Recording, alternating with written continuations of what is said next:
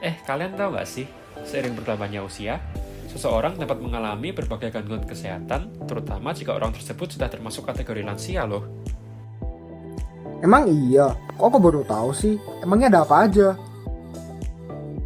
Ada banyak penyebabnya, tapi kita bahas satu-satu dulu ya. Ada fungsi penglihatan, tapi masalah penglihatan bukan cuma bikin susah ngeliat aja, tapi juga ngaruh ke kesehatan otak dan bikin kualitas hidup menurun.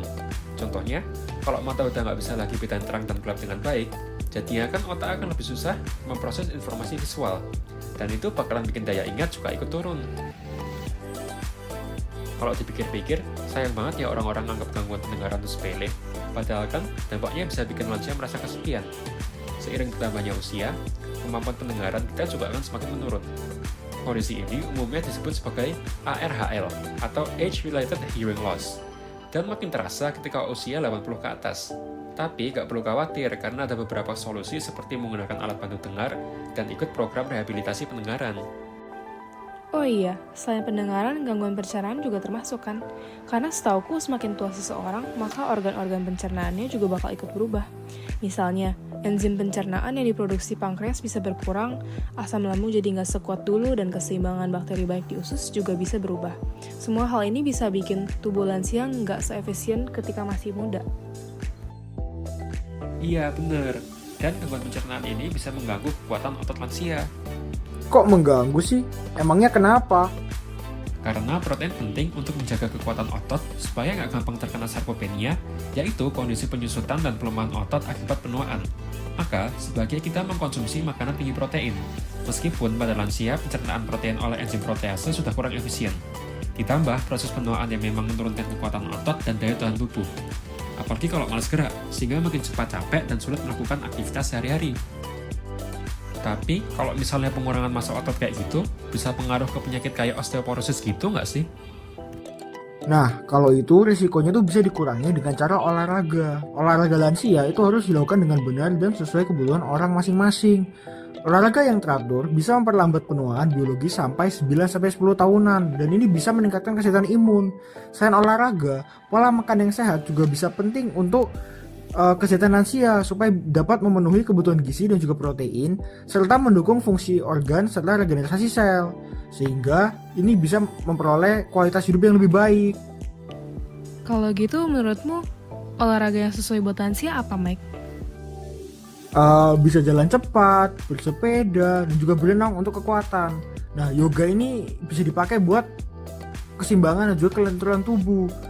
Kalau pilates untuk meningkatkan kekuatan dan kelenturan. Tapi intinya harus disesuaikan dengan kondisi kesehatannya, yaitu untuk memiliki tujuan yang realistis dan juga terukur. Dan yang paling penting adalah untuk mencari kegiatan yang menyenangkan dan bersifat sosial untuk menjaga motivasi.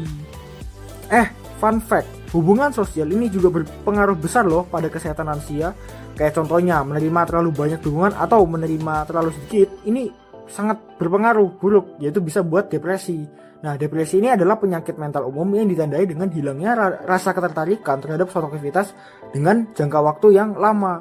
Depresi ini itu bisa terjadi ke siapa aja, terutama yang mengalami rasa kehilangan yang mendalam dan juga kurangnya dukungan sosial. By the way, studi di Italia nunjukin kalau orang yang pendapatannya rendah lebih rentan kena depresi sama demensia. Bahkan hanya karena kekurangan biaya, banyak lansia nggak bisa akses fasilitas kesehatan dasar. Tapi dukungan sosial dapat meredam efek buruk dari kesulitan ekonomi. Tapi demensia itu bisa muncul karena apa ya?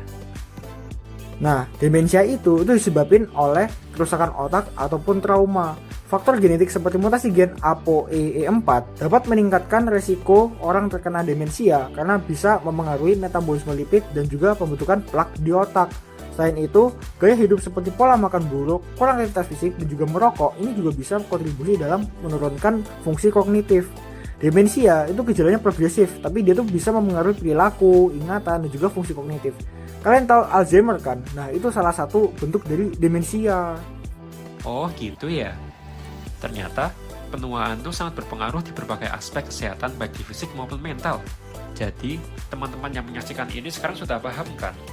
Maka dari itu, selagi kita masih mempunyai banyak waktu bersama kakek, nenek, serta orang tua kita, alangkah baiknya jika kita lebih peduli dan lebih memberi perhatian kita kepada mereka ya.